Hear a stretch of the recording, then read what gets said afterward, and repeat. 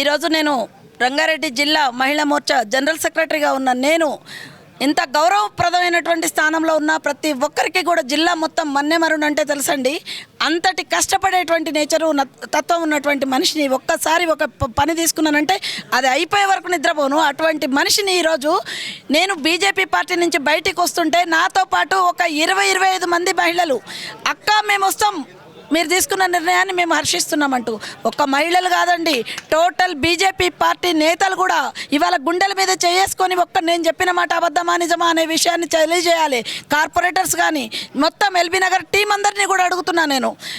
ఎందుకంటే అరుణమ్మ కష్టపడిందా లేదా, ఏ విధంగా కష్టపడుతుంది అన్నీ తెలిసినటువంటి నాకు సముచిత స్థానం లేదు, నాకు అవమానాల పాలైన నేను ఎందుకైనా ఒక్క సామారంగారెడ్డి అనే ఒక వ్యక్తి వలన మాత్రమే నేను ఇవాళ పార్టీ నుంచి యువతలకి రావడం జరిగింది.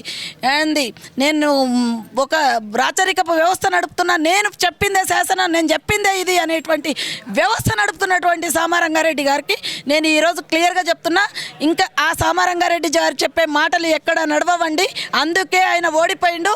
నిజంగా మేము గమనించలేనటువంటి కళ్ళు మూసుకుపోయి ఆయన కోసం పనిచేసిన మేము ఈరోజు నిజంగా పశ్చాత్తాపానికి గురవుతున్నాం. ఎందుకు ఇటువంటి పని చేసినామా అని.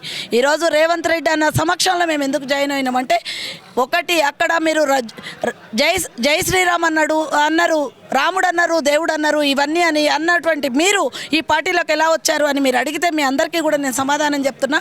ఆర్ఎస్ఎస్ భావజాలం ఉన్నటువంటి రేవంత్ రెడ్డి అన్న సమక్షంలో ఖచ్చితంగా హిందుత్వం ముందుకెళ్తుంది. ఆ నమ్మకం నాకుంది. నేను ఒక హిందుత్వవాదిగా నేను చెప్తున్నా. ఆర్ఎస్ఎస్ భావజాలం అన్నలో ఉంది.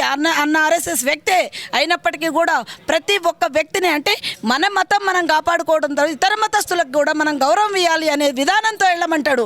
మతము, కులము, ప్రాంతము అని చెప్పేసి భేదాలు చేసి ఓట్లు దండుకోవాలనేటువంటి తత్వం లేదనేటటువంటి మనిషి ఎవరైనా ఉన్నారంటే అది రేవంత్ రెడ్డి అన్న. మళ్ళా నేను చెప్తున్నా అండి, సునీతా మహేందర్ రెడ్డి మహిళ, ఎప్పుడో 33% రిజర్వేషన్ అది అమలు అవుతుంది, ఆ రోజు మహిళలకు అవకాశం వస్తుంది కాదు, ఈ రోజే కాంగ్రెస్ పార్టీ మా మహిళకు ఇక్కడ ఇచ్చి పంపించింది. కాబట్టి మేము మహిళలుగా నిజంగా మనందరం ఒక మహిళకు ముందు నడిపించాలి, మనం మహిళల ముందు ఉండాలి అనేటువంటి తత్వం ఎవరిలో ఉంటే ప్రతి మహిళ సునీతక్కకు ఓటు వేయాల్సిందేనండి. సునీతక్క సమక్షంలో మహిళల్ని మనం సగర్వంగా మన యొక్క రిజర్వేషన్లు ఈ రోజు నుంచి అమలైనాయని మనం ప్రూవ్ చేసుకోవచ్చు అక్కని గెలిపించుకుంటే.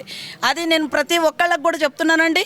దయచేసి ప్రతి ఒక్కరూ హస్తం గుర్తుకు ఓటేయండి. అక్కని అత్యధిక మెజార్టీతో గెలిపించి మనం పార్లమెంట్కి పంపిద్దాం. అక్క మనందరి తరపు నుంచి పోరాడుతుంది అనేటువంటి నమ్మకంతో నేను వచ్చిన. అక్క థ్యాంక్ యూ, అక్క థ్యాంక్ యూ, ధన్యవాదాలు.